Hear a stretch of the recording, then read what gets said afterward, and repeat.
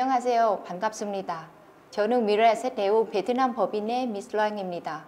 오늘은 미래에셋 자산운용 베트남 소진욱 대표님을 모시고 ETF 상품에 대해서 알아볼 텐데요.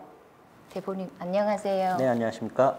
그럼 대표님과 미래에셋 자산운용 베트남 법인에 대해서 간략하게 소개 부탁드립니다.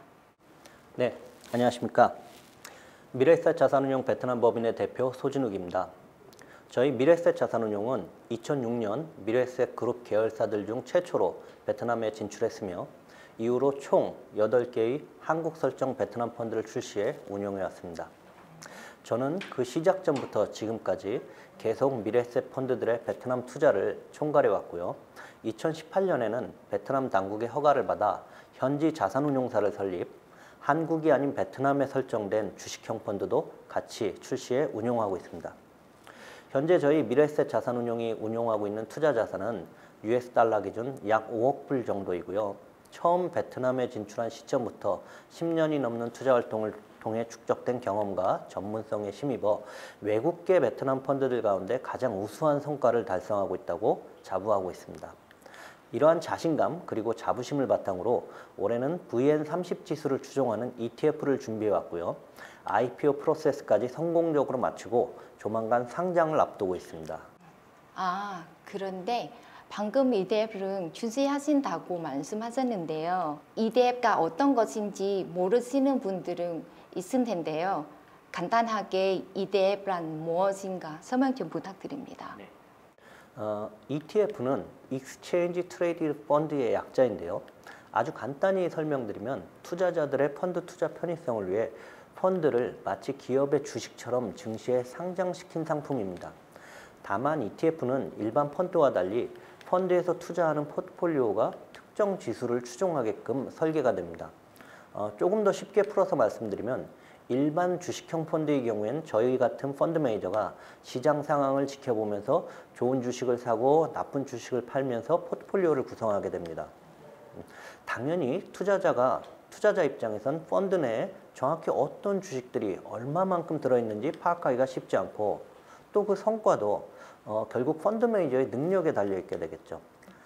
하지만 ETF는 펀드 매니저의 자의적 판단을 배제시킵니다.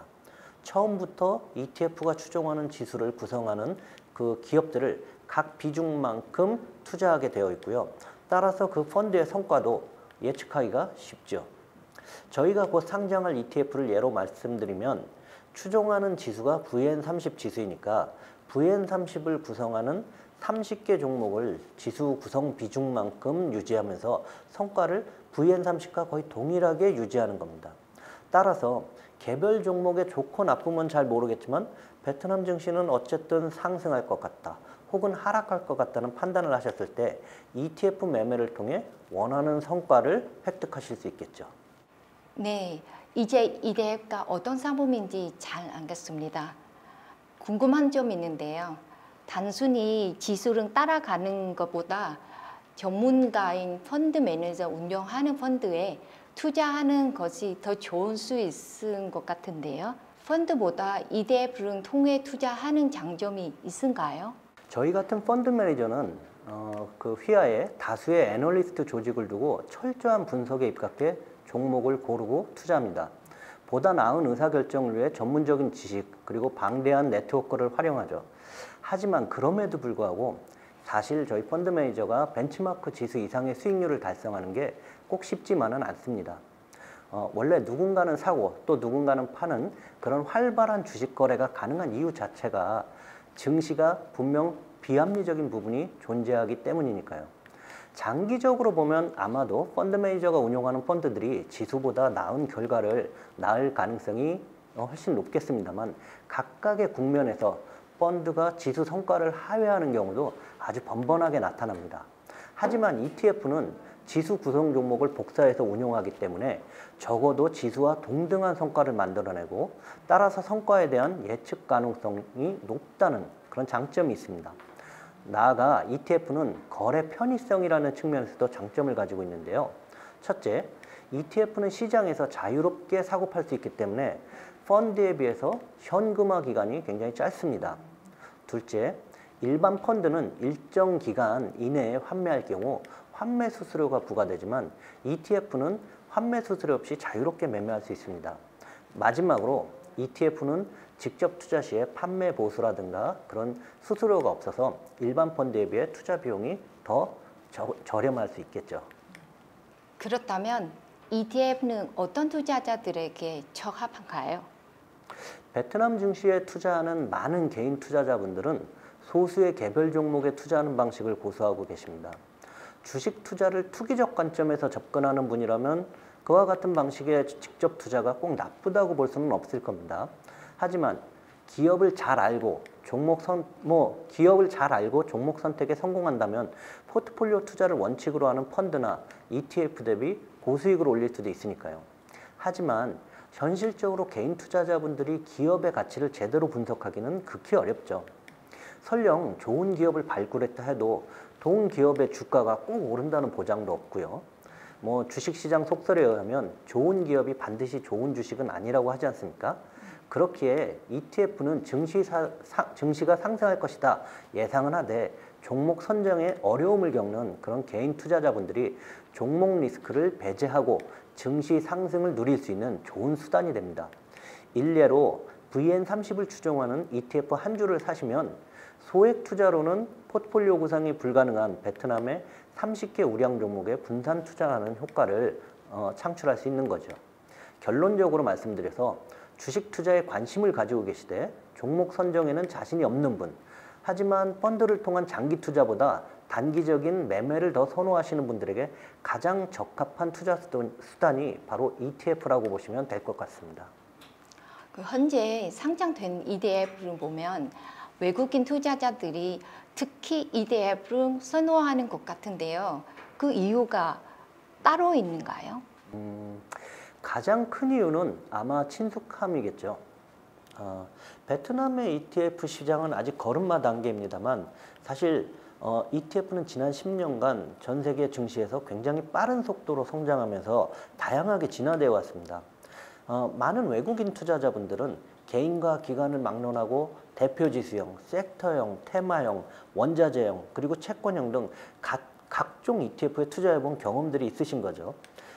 게다가 베트남 투자를 유망하게 보지만 외국인의 경우 베트남 투자를 유망하게 보지만 개별 기업에 대한 이해가 내국인에 비해서 낮을 수밖에 없죠. 그래서 외국인 투자자들이 베트남 시장에 접근할 때 ETF가 첫 번째 옵션으로 고려되는 겁니다. 네, 지금까지 ETF 상품이 무엇인지 대해서 얘기를 나눴습니다. 그럼 이제 상장 앞두고 있는 미래에셋 자산운용의 ETF MAFMVN30에 대해서 궁금해지네요. 소개 부탁드립니다. 저희 미래에셋 자산운용이 출시하는 MAFMVN30은 베트남 증시에 7번째로 상장하는 ETF고요. 외국계 자산운용사 중에서는 처음으로 선보이는 ETF입니다.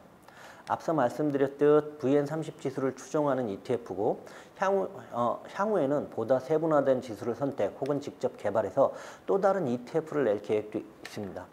여기서 잠깐 저희 ETF의 기초지수인 VN30 지수에 대해 말씀드리자면 미국의 S&P 500, 일본의 니케이 225 혹은 한국의 코스피 200처럼 베트남 증시를 대표하는 선도지수죠. 한마디로 빈그룹이라든가 비에콤뱅크, 비나밀크 등 베트남 경제를 대표하는 30개 초우량 기업으로 구성된 대표지수고요. 그러다 보니까 아까 그림에서 보셨듯이 장기 수익률에 있어서 베트남 올시어 인덱스, 즉 VN 인덱스에 비해서도 더 좋은 성과를 내고 있는 그런 지수입니다. 그런데 현재 시장에 이미 2개의 VN30 ETF가 상장되어 있는 것으로 압니다. 그렇다면 기존 VN30 ETF와 MAFM VN30 ETF의 차별점은 뭔가요? 솔직하게 말씀드리면 세 개의 ETF 모두 동일한 VN30 지수를 추종하기 때문에 이론적으로 운용 성과의 차이가 생기지는 않습니다. 다만 미래에셋 자산운용은 한국, 미국, 일본, 홍콩 등 총 10개 국가에서 US 달러로 약 46빌리언 US 달러 규모의 ETF 상품을 운용하고 있는 글로벌 리딩 플레이어로서 오랜 경험을 통해 보다 안전하고 안정적인 펀드 관리 시스템을 구축하고 있죠. 그래서 저희 ETF가 목적에 부합하는 더욱 신뢰할 수 있는 상품이 될 수 있다고 자부합니다. 나아가 ETF라는 상품에 있어서 가장 중요한 것은 괴리율과 유동성입니다. 우선 괴리율에 대해서 설명드리자면 ETF 자체의 수익률은 VN30과 괴를 같이 하지만 상장되어 거래되는 과정에서 주가와 펀드 순자산 간에 일시적인 괴리가 생길 수 있습니다. ETF 투자자분들을 위해 이 괴리율을 최소화하는 것이 중요한데요. ETF의 거래 유동성이 크고 또 활발해야 투자자분들이 펀드 순자산 대비 손실 없이 매매가 가능하신 겁니다. 저희 ETF는 바로 이런 부분에서, 관리적인 부분에서 타사 ETF 대비 강점을 가질 수 있을 것이라 전망되고요. 이 부분에서는 사실 지금 이 방송을 제작하는 미래에셋 대우 베트남 법인에 미리 감사를 드리는 바입니다. 왜냐하면 ETF 상품은 LP, Liquidity Provider죠. 즉 거래 유동성을 제공함으로써 순자산 괴리율을 최소화하는 기관의 존재가 필수적이고 중요한데요. 저희 ETF의 메인 LP가 바로 미래에셋 대우 베트남 법인이기 때문입니다. 한 가지 더 질문이 있는데요. 자산운용사와 증권사가 이렇게 ETF 상품에 집중하는 이유가 있은가요? 베트남 ETF 시장에 대한 전망 부탁드립니다. ETF 시장의 성장은 전 세계 펀드 시장에서 공통적으로 일어나고 있는 글로벌 트렌드입니다. 게다가 단순히 규모만 커지는 게 아니라 상품의 기초 자산도 굉장히 다양해지고 있습니다. 베트남 ETF 시장 역시 이러한 추세에 발맞춰 성장하고 있는 중이고요. 지난 3년간 베트남 ETF 시장도 지난 3년간 빠른 성장세를 보이며 전체 시장 규모가 US 달러 기준 약 5억 불 수준까지 올라왔거든요. 자연히 상품의 수도 늘고 있고요. 작년까지만 해도 단 2개의 상품만이 거래소에 상장되어 있었죠. 근데 올해 저희 MAFM VN30 ETF를 포함해서 신규로 상장된 ETF가 무려 5개입니다. 올 한 해 베트남 증시가 코로나 사태로 굉장히 어려운 상황이었다는 점을 감안하면 더욱 시사점이 큰 굉장히 의미 있는 변화가 아닐까 생각합니다. 앞으로 그런 외형적 성장뿐만 아니라 베트남 당국의 규제 완화가 전제 조건이긴 하겠습니다만 궁극적으로 섹터형, 테마형 등 다양한 신규 상품이 출시되면서 ETF 시장이 발전하지 않을까 싶습니다. 베트남 증시에 투자하시는 분들 입장에서는 보다 다양하고 또 흥미로운 그런 투자 기회가 제공되는 셈이겠죠. 마지막 개인 투자자들을 위해 ETF 거래 방법과 주의사항에 대한 말씀 부탁드립니다. 네. 앞서 말씀드린 바와 같이 ETF는 거래소에 상장되어 있기 때문에 일반 주식과 같은 방법으로 거래를 하실 수 있습니다. 즉 장중 거래 시간에 웹 트레이딩이라든가 모바일 트레이딩 사용해서 실시간으로 매매하실 수 있죠. 다만 장중 VN30 지수 자체가 실시간으로 변동하기 때문에 ETF의 순자산 가치도 실시간으로 변동합니다. 아까 괴리율을 말씀드렸죠. 바로 그 내용입니다. 따라서 INAV 그 호가를 비교해서 그 괴리율을 확인하시고 손실이 없을 때 그런 상황을 보시면서 거래하시기를 당부드립니다. 네, 지금까지 ETF 상품에 대한 알기 쉬운 설명과 투자 방법까지 알아봤습니다.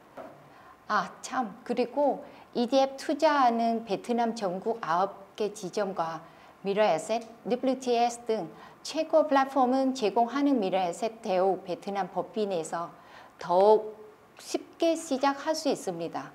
문의 사항은 화면에 보이시는 미래에셋 대우 고객센터로 연락 주시면 언제든지 진정하게 상담해 드리도록 하겠습니다.